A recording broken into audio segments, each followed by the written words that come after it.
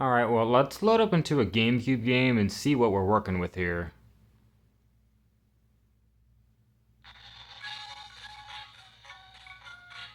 Oh. Oh, no. Oh. Uh. Well, they said it was capable. They didn't say it'd be perfect. Hey guys, what's going on? RetroGamer here, and welcome back to another review featuring the Anbernic RG Cube. So, I came in hot out of the gate, clearly showing you something that didn't run too well, because I want to be realistic here. I want to be real with you and show you what this thing is actually offering. Now, I've been watching a lot of reviews on this recently, and I could be wrong in saying this, but a lot of reviews I've been watching make it feel like this thing is greater than it actually is. And this is a good handheld, don't get me wrong, and depending on what you're looking for, it might be a great handheld. But there are underlying issues with this device. Some of those, I admit, are a me problem, whereas others are software and hardware that should have been fixed, and hopefully on the software side there will be updates to fix those things. But I want to be real with you and give you my personal experience and my honest thoughts on this handheld. It is a good device, but there are some issues, and I want to go over those and just give you everything that I've been experiencing and give you my honest thoughts. Now, if you were to ask me right away, like what I think of it, like right now, it's a situational device. This is a situational device. It's not for everyone. And, it just really depends on what you're looking for. It is a good device, but I want to tell you my personal experience with it and tell you what I think. And I highly encourage you to watch other reviews along with this one to get as much info as you can on this thing to make sure this is what you want to buy or not. Because this isn't cheap. This is going to run you, close to $200. That $159 price tag, no, it is not $159. No, it is not $159. Yes, like at the start it was like $159, but that's just like the console itself. That doesn't include the SD cards, because you can get paired with it a 128 micro SD card, and then that's gonna up it by $20. And then shipping, you have to think if you're gonna use like standard Chinese shipping or expedited, which is gonna cost a lot more. So you're looking at close to $200. I got this when it first launched, and that was with that sale price of $159. But then I wanted to get the SD card, so that went up to $179. And expedited shipping, yeah, it went well over $200. So you gotta think, like, you really gotta look at a lot of these other reviews and make sure that this is what you want to buy, because it's a pretty big price for what it is. It's a good handheld, and as I said, depending on what you're looking for, it could be a great handheld. But I want you to really look at the reviews on this thing. So I want to show you the unit itself and then go into a little bit of emulation and just give you my personal experience and thoughts on the handheld, and we'll go from there. So what you'll get in the box is you'll just get the standard stuff that a lot of these Anbernic handhelds have. You'll get a screen protector, which I already installed on this, and you'll get a user guide and the USB-C cord. That's all you're going to get in the box. There's nothing special in the box, but I wanted to show you the box anyway. And I thought this thing was going to be a lot bigger. Like online, it looked a lot larger, but this thing is small. It's not uncomfortable though. There are a couple issues I have with it in terms of the comfort, but it has these grips on the back, and these grips are actually really nice. Like when you hold it with your hand, like it feels really good. It does feel really, really nice. If we look at the front here, we'll see these analog sticks are much like a Switch sticks. These are much like the Nintendo Joy-Cons, but they feel good on this one. It does feel nice. This is a D-pad. This D-pad, I don't like these kind of D-pads. This is much like a Sega Genesis D-pad. I've never liked that D-pad. I would have much rather have had some type of more traditional D-pad. I really don't like playing this, especially with retro games. I don't like this one. But that's just a me problem. That's a me issue. That's not the Anbernic's fault. I just wish it was something different. And then we have a couple buttons here. This is going to be an actual Anbernic button that's going to boot into a different menu for emulators. Then this is a home button and a start and select. And then this is the A, B, X, and Y. These buttons have a lot more travel distance than I would like. These remind me a lot of like the Xbox 360 buttons and stuff. They have a lot more travel distance than I would like. I don't really like playing with these. Like, they're okay, but I've never liked those kind of buttons. Again, that's a me issue. That doesn't go for everyone. And then on the back, I guess we stay on top. We have the shoulders, and then these triggers. People are saying that these are analog. I haven't experienced that myself. I mean, when I was setting up GameCube, these aren't analog for GameCube. I mean, maybe for Dreamcast, but these aren't analog as far as I'm concerned. Maybe I'm not doing something right, but I've tried holding them a little bit, not a lot. It's like there only seems to be one like action, like one button. Like there is no analog. So I don't know exactly what people are talking about, but in my personal experience, there's no analog. Then there's a fan right here. You can set the speed of the fan from off, auto, cool, and strong. When you set it on strong, you can hear it, but it's not very loud, but it is noticeable for the noise. And then up top, you have USB-C, and then a headphone jack, and the micro USB, no, not micro USB, sorry, the micro SD card. The USB-C is a multi-port, so it acts as a charging and as a TV out. I wish they hadn't done that. I wish they would have had a different port for the HDMI out. With the HDMI through USB-C, what I've been seeing, like every review, it only mirrors like the screen. So it's a small screen display on your flat screen. But Anbernic, when they showed it on their website, it had like a full like 1080, like it was fully stretched out. So people are having trouble with that. I don't have a cord to test that, but I'm sure I would get the same thing. So something you got to think of too.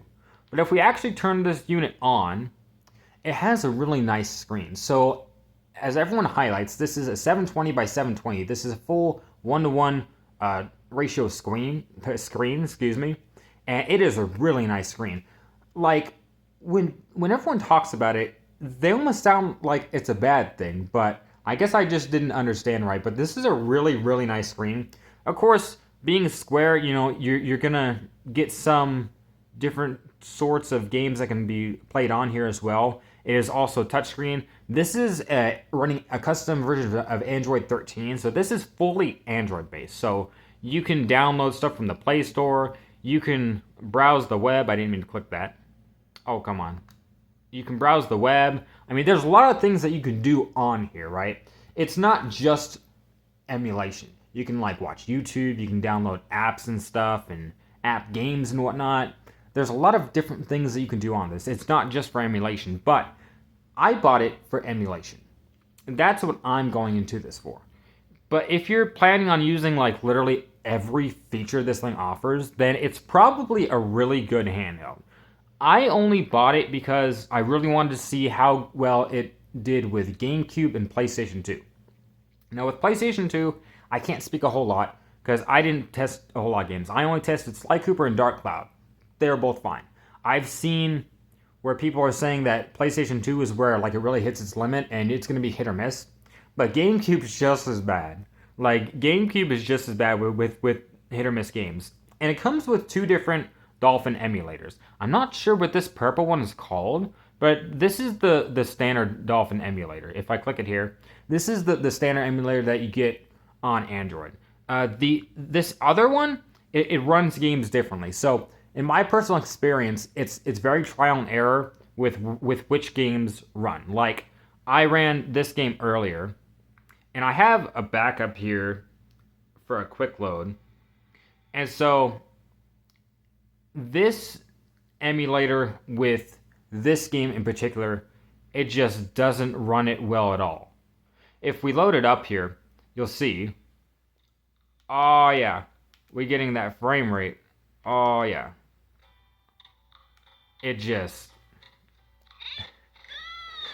I mean, you can hear it. It's oh yeah, it's chugging along. Yeah. But then, if we back out, and we go into this emulator, and I do my quick load, and load into it, it works completely fine. That's what I've been seeing with GameCube, is it's very trial and error. Some games work on this emulator, other games work on the other emulator, and some games just don't work at all. Yeah, see, loading up. Oh yeah, 100%. Works completely fine. And I can speak of this for that game, Billy Hatcher, Sonic Adventure 2, Luigi's Mansion. There's a lot of games where you have to trial and error between these two different emulators. I said, with PlayStation, I can't say completely because I've only played 2 games. That's my personal experience. All the other games, though, if we hit the Anbernic button, it'll bring you to this personal, like, Anbernic menu, and you're going to be able to filter through all the games. I mean, it has NES and Game Boy and Neo Geo, and it has a whole bunch of things. The PlayStation, Sega Saturn, N64, which that runs perfectly fine. Speaking of N64, when I was testing out GameCube, let me just press the Anbernic button. So, you know how they ported Ocarina of Time to GameCube? So, I tried using that ROM. It just didn't work at all. It went like 11 frames in both Dolphin emulators. It ran like 11 frames. So then I tried the Collector's Edition, which has Majora's Mask and Ocarina of Time. Oh god, it was worse. So then I run it on Nintendo 64, and it runs beautifully. It runs beautifully fine. So, my point is, what I'm trying to get to is it's capable of running GameCube games and PlayStation 2 games. It's capable. That doesn't mean that it's going to be perfect. And I'm not disappointed in this necessarily, but this is something that I dreamed of like 12 years ago. I really wanted a handheld GameCube 12 years ago when I was a teenager. I never got around to making one of my own. This is something I really would have enjoyed 12 years ago. I'm not terribly interested in this unit myself, but it is a really nice unit. The one thing I wanted to talk about too, real quick, is because I said that there was a software issue. 3 times now. 3 times. I've had the left analog or left D-pad, they're both mapped to the same direction. The left direction gets stuck and you have to reset the unit. I've had it happen 3 times now. And I hope that the software gets an update soon. I've also heard of these things bricking, which I don't know if that's true. Someone told me that they read an article. I can't confirm that. But my issue is I've had it get stuck going left 3 times now. So that's something to keep in mind. But what's my ending thought with this RG Cube? Now, I know I didn't show much emulation. But as I said, this is just my personal experience. I'm telling you my personal thoughts. I highly encourage you to watch other reviews showing off more of the handheld, because I just want to show you and tell you my personal experience with this handheld. And as I said, I think it's a very situational device. Depending on what you're looking for, it's a great device. It's not for me, because I just have too many other means of playing these games that I want to play. But if you're someone who just doesn't have the means to play a lot of these games, or you're someone who's always on the go and wants to play a couple of select GameCube, PlayStation titles, and then all the other retro games, oh, then it's perfect. It's fantastic. Game Boy and Game Boy Color Advance run beautifully on this thing. N64 runs beautifully. Dreamcast runs really good too. And NES and all these other old games, you know, up to PlayStation 1 and stuff, they run beautifully. They look super good on the screen. The PlayStation 2 and GameCube, that's where you're just going to have to trial and error.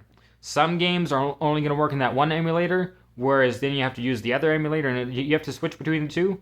Some games just won't work at all. But I think it's a good unit.